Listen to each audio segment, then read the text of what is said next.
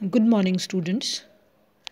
Students, as you know, we are analyzing and discussing the Act 1 of the drama Waiting for Godot.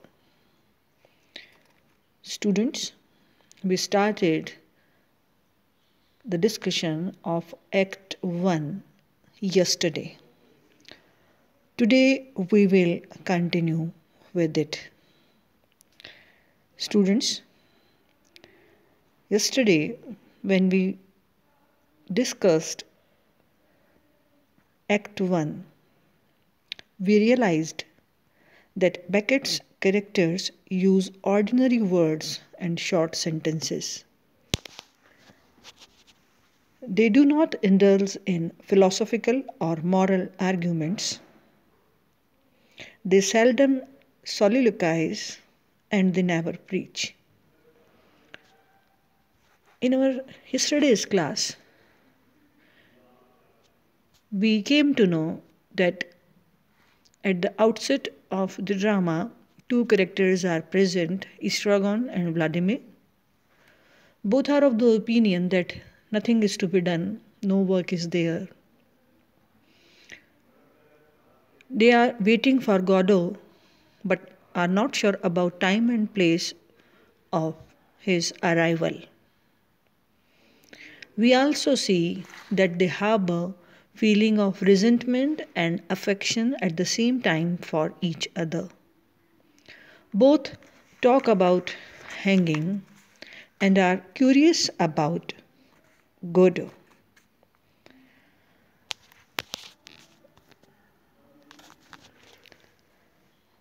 And now, students,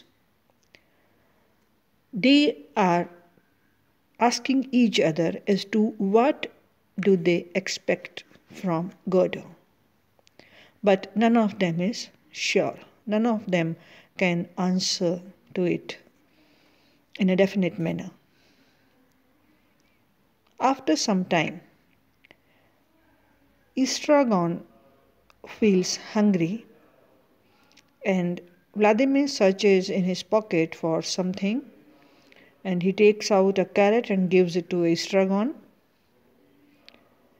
Estragon then repeats his previous question whether they are tied down to Godot, to which Vladimir dismisses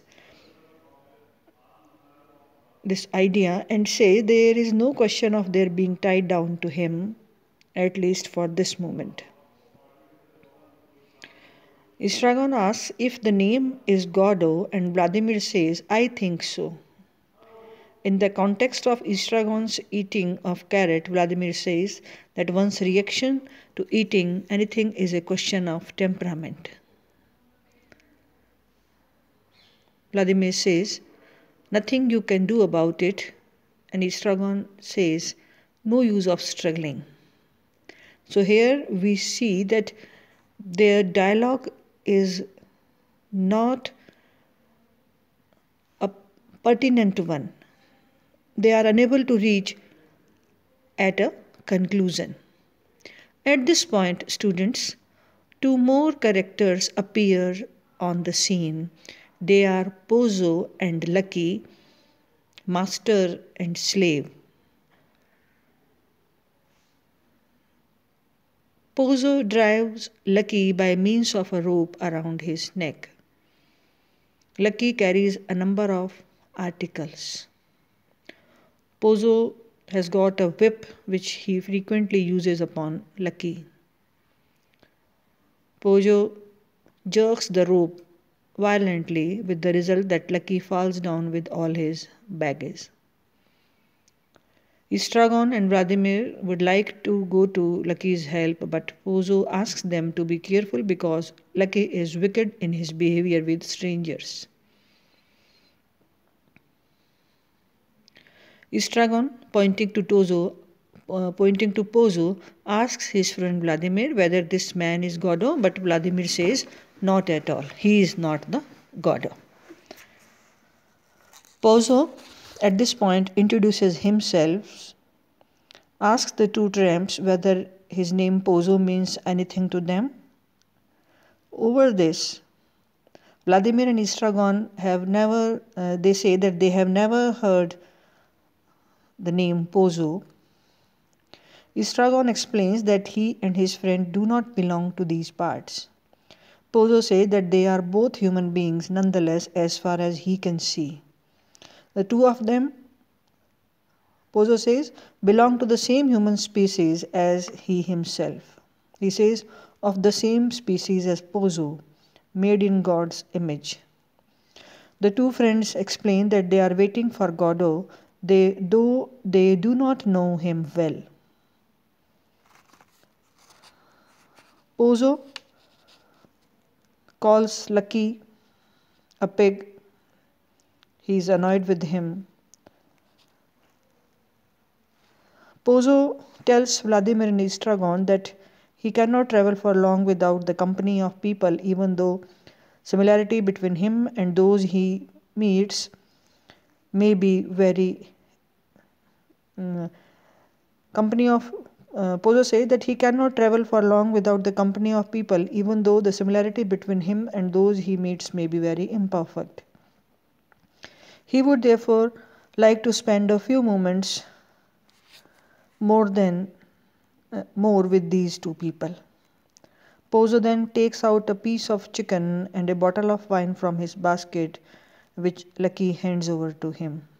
Pozo drinks from the bottle and eats the chicken, throwing away the bones after having sucked them. Meanwhile, the two friends are intrigued by the sores of Lucky's neck and alternatively make their comments on those sores and on Lucky's miserable condition. Pozo now lights up his pipe for a smoke. Estragon humbly asks Pozo if he may pick up the bones thrown by him. Pozo says that he may pick up the bones in case Lucky does not want them. As Lucky is not interested in them, Estragon picks up the bones and gnaws upon them. Vladimir considers Pozo's treatment of Lucky to be disgraceful, and Estragon agrees to this point. Pozo says that he should now be getting on instead of smoking another pipe, which will surely injure his heart. As Vladimir and Estragon are ready to leave, Pozo asks them to wait for a longer. Estragon at this point replies that they too are not in a hurry. As Vladimir prepares again to go, Pozo points out that it is still day time and asks them what would happen to their appointment with Godot, Gadit or Godin as he calls him, if they go away, especially when that man has their future in his hand. Estragon asks Lucky why he does not put down his bags. Pozo doesn't notices at this question and says that he is happy to meet both these fellows. According to Pozo, one departs wiser, richer, more conscious of one's blessings even after meeting the meanest of creatures. Estragon repeats his question about Lucky's not putting down his bags, but Pozo again ignores this question. When Vladimir draws Pozo's attention to the fact that he has been asked a question which he is ignoring, Pozo says, "A question? A moment ago you were calling me sir in fear and trembling. Now you are asking me a question. There is no use of it."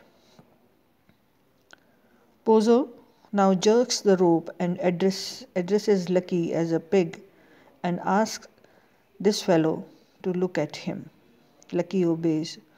Pozo puts his pipe in his pocket, takes out a small vaporizer and sprays his throat, puts back the vaporizer in his pocket, clears his throat, takes out the vaporizer again, sprays his throat again, and again puts back the vaporizer in his pocket.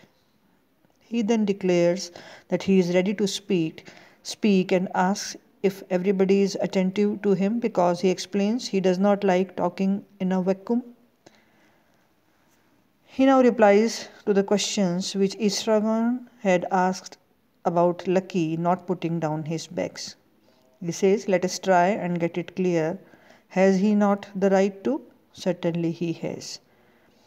It follows that he does not want to put these bags down, and this is the answer."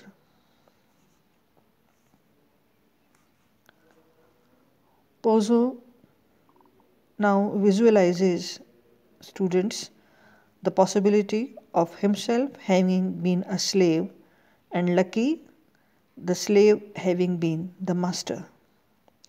Vladimir asks if Pozo wants to get rid of Lucky. At this, Pozo replies that instead of simply dismissing Lucky with a kick, he has decided in the goodness of his heart to take him to the fair and sell him over there. Pozo says the truth is that you can't drive such creatures away. The best thing would be to kill them. Hearing these words, Lucky begins to weep, and Pozo remarks that even old dogs have more dignity than Lucky has. Pozo asks Estragon to comfort Lucky, but when Estragon approaches Lucky and tries to wipe Lucky's tear, Lucky kicks him violently and Estragon howls with pain, calling Lucky a swine and saying that he can hardly walk now. Vladimir consoles Estragon by saying that he will carry Estragon if it becomes necessary. Pozo points out that while Lucky has stopped weeping, Estragon has started doing so, as it were. Pozo thus comments on laughing and weeping. Tears of the world are a constant quantity. For each one who begins to weep, somewhere has another stops. Somewhere else another person stops. The same is true of the laugh. Students, our today's class comes to an end here. We will continue with the discussion on Act 1 of the drama Waiting for Godot in our next class. Thank you very much.